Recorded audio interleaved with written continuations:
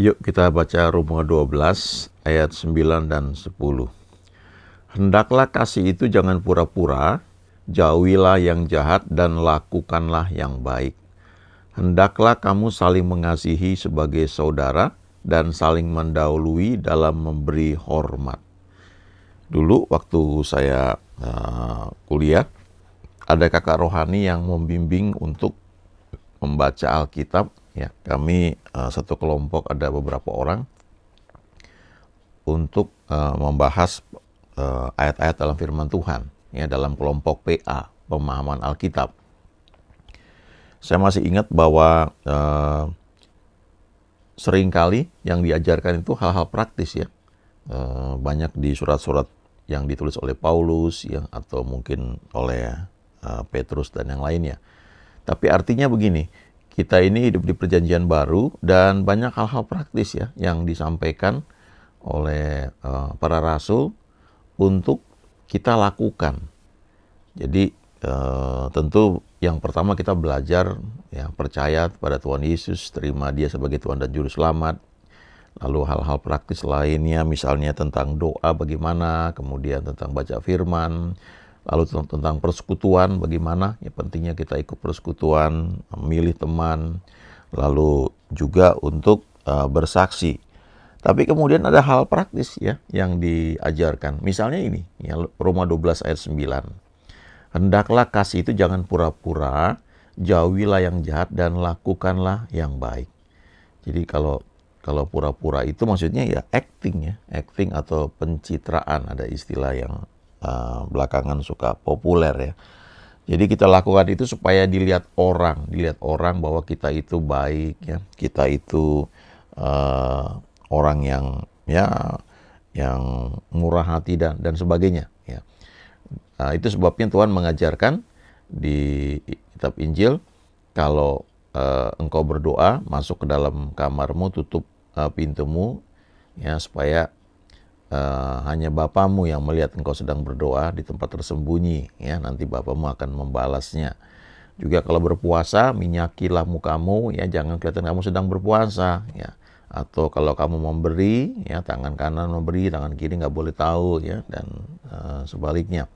Dalam arti kita itu melakukan karena Tuhan memerintahkan dan tidak untuk dipuji orang, begitu. Kalau orang memuji, ya itu apa boleh buat, tapi bukan itu tujuannya.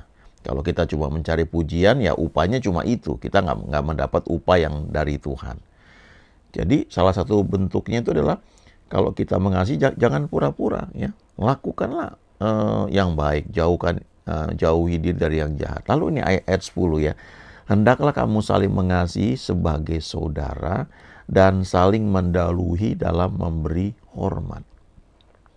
Saya masih ingat, ya, waktu itu aplikasi dari ayat ini, ya, ada juga ayat lainnya, tapi aplikasinya begini, saling mendahului dalam memberi hormat.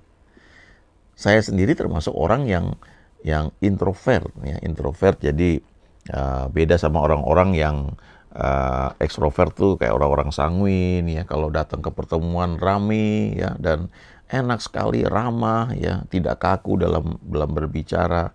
Sebaliknya orang-orang introvert itu kalau nggak diajak ngomong, ya diem aja, ya, lebih suka menyendiri, baca buku, ya. Kalau sekarang, ya, bisa buku dibacain, ya, lewat aplikasi yang ada di gadget kita.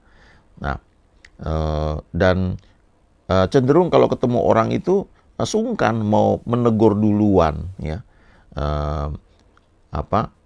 Kalau bisa, kalau nggak terlalu kenal tuh mungkin pura-pura nggak kenal, pura-pura nggak lihat, gitu. Atau takut salah. Kalau saya takut salah, bener nggak orang ini? Karena beberapa kali terjadi, saya kira ini teman saya, ternyata bukan, gitu, ya. Jadi kadang-kadang kalau nggak pasti, saya sungkan juga, ya, untuk menegur.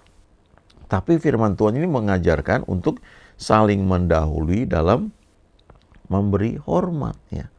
Kita nggak perlu karena kita merasa kita lebih senior, ya, terus kita nunggu orang yang hormat sama kita, ya. Kita nunggu orang yang menyapa kita, ya, shalom, apa kabar, ya. Tapi kalau enggak, kita, ya, pura-pura nggak lihat, pura-pura nggak kenal. Apalagi kalau kita merasa Kita somebody, seseorang yang punya jabatan gitu ya. Ya, nih saya ulangi ya, ayat 10. Hendaklah kamu saling mengasihi sebagai saudara. Ini pertama ya, jadi ini perintah ya, untuk saling mengasihi. Lalu saling mendahului dalam memberi hormat. Kalau mengasihi itu kan mungkin belum tentu terlihat ya, itu kan di sikap hati. Kalau memberi hormat itu kan sudah tindakan. Nah, tapi waktu kita memberi hormat itu harus didahului dengan sikap yang benar ya. Artinya bukan hanya pura-pura ya, bukan hanya taat, tetapi di dalam itu tidak rela ya. Ada ayat di Yesaya 1 ayat 19 yang mengatakan kalau kamu rela dan taat ya, atau kamu willing ya, dan kamu obey, maka kamu akan menikmati yang terbaik ya, the best of the land. Jadi kadang-kadang tuh mungkin begini ya, kan di bagian lain di Alkitab diajarkan kalau istri hendaklah menghormati suaminya ya. Kalau suami hendaklah mengasihi istrinya. Tetapi antara suami dengan istri juga ada ayat yang mengatakan saling menghormati ya. Jadi kita menghargai kepribadian pasangan kita ya. Kita perlu belajar bahasa kasihnya itu apa ya. Karena kalau bahasa kasihnya beda, maksud kita mengasihi itu nggak kena ya. Ada orang yang bahasa kasihnya memberi, dia menyatakan kasih dengan memberi ya. Ada yang dengan menolong ya, melakukan pekerjaan, ada yang dengan menemani ya, menyediakan waktu yang berkualitas ya. Kalau suaminya suka nonton acara tertentu ya, istrinya temenin ya, duduk ya, atau lagi makan ditemani ya, tidak sambil lihat gadget, sibuk sendiri ya. Kalau naik mobil misalnya ya, entah suami atau istri yang sedang nyetir, jangan yang di samping sibuk gadget aja gitu ya, WhatsApp aja. Apalagi kalau kita dengan misalnya leader kita ya, misalnya pendeta kita, gembala kita, kita ikut mobil dia, atau kita ikut mobil teman lah ya. Jangan kita sudah duduk, kita numpang di situ, lalu kita sibuk dengan gadget kita, WhatsApp kita ya, kecuali itu satu yang urgent. Itu pun kita perlu ngomong, sorry sebentar ya, saya balas ini gitu. Tapi ini zaman kan sudah membuat orang dengan adanya alat komunikasi yang canggih, sehingga kita selalu dekat dengan orang-orang yang jauh ya. Kita punya anak, punya orang tua, atau punya istri, atau punya suami, atau punya teman nun jauh di sana ya, di belahan dunia lain, kita bisa tetap dekat karena ada ini gadget, ada WhatsApp. Tapi di sisi lain, orang yang dekat di samping kita menjadi jauh ya, karena kita sibuk dengan peralatan kita ya. Saya pernah makan di satu restoran ya, dengan adik saya, dengan keluarganya ya, di Amerika. Lalu di samping kami itu ada pasangan ya, pria wanita yang cukup sudah usia lanjut ya. Dia ngomong sama keponakan saya, karena kami semua di meja makan tuh ada pegang gadget. Lalu dia bilang sama keponakan saya, kalau kamu mau lepaskan gadget kamu selama di pertemuan ini ya, saya kasih kamu berapa nggak salah, $50 kalau nggak salah ya, $50 ya. Tapi artinya yang dia mau ajarkan dalam pertemuan itu ya, ayo singkirkan gadgetmu, nikmati waktu keluarga bersama-sama ya. Lalu itu menunjukkan juga satu sikap hormat kita ya kepada orang yang ada bersama-sama dengan kita. Nah, jadi ini satu orang yang perlu diajarkan ya. Jadi kalau kita apalagi kita bertamu ke orang lain, kita melayani di tempat lain misalnya ya, kita tahu di situ ada leadernya, ada pendetanya, ada gembalanya. Nah, kita apalagi yang datang dari luar, kita harus saling lebih dulu datang. Shalom ya, jangan kita pura-pura kayak orang asing ya, pura-pura nggak kenal ya, padahal kita di situ pelayanan gitu ya. Apalagi kita di panggung, entah kita main musik atau kita jadi WL, jadi worship leader, jadi singers ya, kita harus samperin ya. Sebaliknya ya, kalau kita jadi pemimpin, leader, gembala di situ ya, mungkin karena kita juga sungkan ya, atau nggak mau mengganggu, bisa aja. Tapi ini satu sikap ternyata saling mendahului dalam memberi hormat ya. Jangan karena kita merasa saya lebih penting, ya gue lebih penting, ya gue nggak peduli gitu ya. Nggak seperti itu. Ini firman ya, firman praktis, tidak aneh-aneh, tidak mengenai bahasa roh, tapi hal praktis yang perlu dilakukan. Lalu menarik juga nih ya di Galatia 5, ini juga surat Paulus ya, ayat 25 dan 26. Jikalau kita hidup oleh roh, baiklah hidup kita juga dipimpin oleh roh. Ya. Kita kan sudah bilang lahir baru, ada Roh Kudus dalam hati kita. Ayo ya, izinkan kita dipimpin oleh Roh Kudus, jangan oleh emosi kita, ya, jangan oleh rasa sombong tanpa kita sadari ya. Itu suka ada ya. Gua punya jabatan, lo bukan bawaan gua nih nggak dibawa lo, misalnya kira-kira kayak begitu. Padahal itu kita dalam posisi yang pelayanan ya. Itu kalau kita ya dalam pelayanan ada seperti itu, kelihatannya tuh oke ya, tapi kita cuma pura-pura sebenarnya. Itu dalam dilihat orang kelihatannya kita senyum ya, tapi dalam dunia roh itu tidak ada kesatuan roh. Dan itu mengganggu sebenarnya ya. Kalau saya suka mikir ya, kalau itu dalam satu otoritas kendali saya, mungkin saya akan bersikap, waduh ini kita selesaikan dulu ya, bereskan dulu, jangan sampai mengganggu ya. Saya ingat saya punya teman ya dulu ketika ada masalah di antara kami, lalu dia jadi pembicara di satu retreat ya. Lalu ketika saya ada ya, dia lihat saya ada dan dia cari kesempatan lewat seorang teman untuk kami ketemu dan kami clearkan masalah itu ya sebelum pelayanan ya. Dan ya Tuhan melawat kami ya.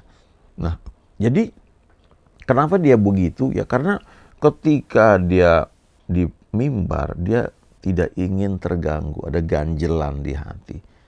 Nah, sebaliknya kalau kita lihat atau kita perhatikan, ada sebagian orang yang tetap bisa itu ya. Mungkin kelihatannya ya acting ya sebenarnya, tapi dalam alam roh sebenarnya itu tidak lancar ya, ada ganjelan lah istilahnya. Nah ini ayat 26 menarik ya, dan janganlah kita gila hormat dan janganlah kita saling menantang dan saling mendengki. Jadi kita ini kan hidup oleh Roh Kudus ya, oleh roh ya, kita membiarkan Roh Kudus itu menghidupkan ya, menggerakkan apa yang rencana Tuhan bagi kita. Lalu kita izinkan kita dipimpin oleh Roh Kudus ya. Nah, kemudian aplikasi lainnya adalah jangan gila hormat gitu. Kalau kita misalnya kan saya ingat ya di satu pelayanan kami diajarkan bagaimana respect ya, hormat kepada orang di atas kita. Itu ada ayatnya juga ya. Kita menghormati orang-orang yang punya posisi ya, punya jabatan di dalam pekerjaan, itu jelas ya. Di kantor Pak kita bekerja, tapi juga di pelayanan ya. Jadi kita respect orang itu bukan karena orang itu kaya ya, bukan karena orang itu mungkin saudara kita ya, kita tetap perlu hormat ya, tapi karena posisi dia ya, status dia. Tapi kalau kita di posisi penting, jangan gila hormat gitu ya istilahnya. Jangan kita berpikir lo dong mesti hormat gua ya, bukan gua gitu ya. Dan jangan saling menantang, jangan saling mendengki. Ya. Nah, nanti pelayanan yang kita buat itu sebenarnya acting aja ya. Kalau acting aja cuma pura-pura saja ya, atau pencitraan, kita cuma dapat upah dari manusia. Itu pun kalau kita dapat ya. Kan nggak semua orang juga suka ya. Maksudnya begini, nggak semua orang tahu akan hal itu ya. Tentang beberapa kebenaran ya. Kalau kita gila hormat ya, kita pengen selalu dihormati. Ya ada orang-orang yang melakukan hal itu karena mau cari muka aja ya, istilahnya cari aman ya, atau bertindak seperti kamuflase ya. Kelihatannya dia hormat tapi sebenarnya di dalam tuh dia dengki ya, marah, jengkel dan sebagainya ya. Jadi jangan gila hormat ya. Ini pelajaran penting. Sikap kita tetap respect-nya, hormat kepada setiap orang, apalagi pada orang-orang yang memang harus kita hormati, tapi kita jangan menuntut, jangan gila hormatnya. Ada terjemahan lain yang menarik sekali ini ya, dari Galatia 5 ayat 25-26 ini. Kalau sekarang kita hidup oleh kuasa Roh Kudus, marilah kita mengikuti pimpinan Roh Kudus dalam setiap segi kehidupan kita. Jadi janganlah kita mencari pujian dan kemasyuran. Ya, ini yang dibilang gila hormat ya. Yang hanya akan menimbulkan perasaan iri dan dengki. Ya. Kalau kita melayani, apalagi di mimbar, di panggung, entah sebagai worship leader, sebagai singer, main musik, atau bahkan pembicara, kita itu tidak sedang tampil ya, keren kelihatannya. Memang ada teman yang bilang kalau pelayanan itu yang paling didambakan ya, selain tentunya mungkin pembicara, karena itu kan pusatnya gitu ya, menyampaikan firman Tuhan, ngajar orang, kayaknya keren gitu. Nah, biasanya yang orang suka itu adalah jadi entah worship leader atau singers, tentunya kalau punya talenta ya oke ya. Lalu jadi pemain musik, artinya yang tampil di panggung itu paling disukai. Nah, setelah itu ya jadi gembala gitu ya, walaupun mungkin jarang tampil atau tidak tampil. Padahal masing-masing orang tuh punya panggilan dari Tuhan. Kita tidak perlu ngejar sesuatu yang bukan tempat kita. Ya. Jangan mencari pujian dan kemasyuran yang hanya akan menimbulkan perasaan iri dan dengki. Ya, beberapa bulan yang lalu saya dengar seorang hamba Tuhan bagus sekali ya. Dia sampaikan begini, kalau Anda ingin menimbulkan kesan, ya, maka Anda tidak jadi berkat. Ya. Kalau Anda ingin tampil kelihatan dikagumi orang, ya, if you want to be impressed, ya Pak, istilahnya, Anda ingin supaya orang tuh kagum sama Anda, ya. Anda ingin supaya Anda itu menimbulkan kesan ya, orang tuh terkesan dengan penampilan Anda, maka Anda tidak jadi berkat. You will not be a blessing ya, kamu gak akan jadi berkat ya. Nah, itu persoalan hati yang memang kita perlu bereskan. Ada ayatnya ini ya. Ayo lakukan, izinkan Roh Kudus menuntun kita. Nah, sekedar masukan, ada satu tulisan yang baik sekali ya. Hurt people, but free people, free people. Apa artinya? Orang yang terluka itu cenderung melukai orang lain. Tetapi orang yang merdeka cenderung memerdekakan orang lain. Jadi artinya dalam hidup kita ini kita perlu cek ya. Kalau kita cenderung itu seperti yang tadi, entah gila hormat atau entah kita itu bersikap kasar dan sebagainya ya. Itu mungkin dalam hati kita ada luka yang perlu disembuhkan, dan Tuhan yang bisa menyembuhkan itu. Tapi kalau kita ini memang sudah ada kemerdekaan dalam roh kita, dalam hati kita ya, kita cenderung tidak menuntut orang. Dan ini nggak dibuat-buat ya. Ini bukan karena dilatih ya. Kita ikut training John Robert Powers misalnya ya. Tapi memang karena dari dalam itu ada kemerdekaan. Dan ini bisa diperoleh karena kita bersekutu dengan Tuhan ya. Karena kita bergaul dengan Dia, Dia menyembuhkan kita. Ingat Mazmur 23. Tuhan adalah gembalaku, takkan kekurangan aku. Ia membaringkan aku di padang yang berumput hijau. Ia membimbing aku ke air yang tenang. Ia menyegarkan jiwaku. Ya, bahasa Inggrisnya, He restores my soul. Ya. Ia menyegarkan, Ia memulihkan. Ya. Jiwa kita ini labil. Ya. Kadang-kadang kita berinteraksi dengan banyak orang dan kita terluka. Izinkan Tuhan itu memulihkan kita, ya, menyembuhkan kita, jiwa kita ini, sehingga kita bisa merdeka, bisa kita nggak selalu harus ekspresikan seperti gambar ini ya. Merdeka, I'm free ya. Tapi di dalam itu ada perasaan seperti itu ya. Jadi kemanapun kita melangkah, kita menyadari bahwa Tuhan mengasihi kita, dan itu jauh lebih dari cukup ya.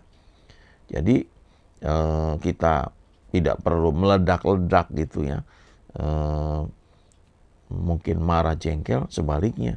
Karena ada Tuhan dalam hidup kita, kita memiliki kemerdekaan ya yang sejati, karena Tuhan itu selalu baik buat kita. Haleluya. Amin.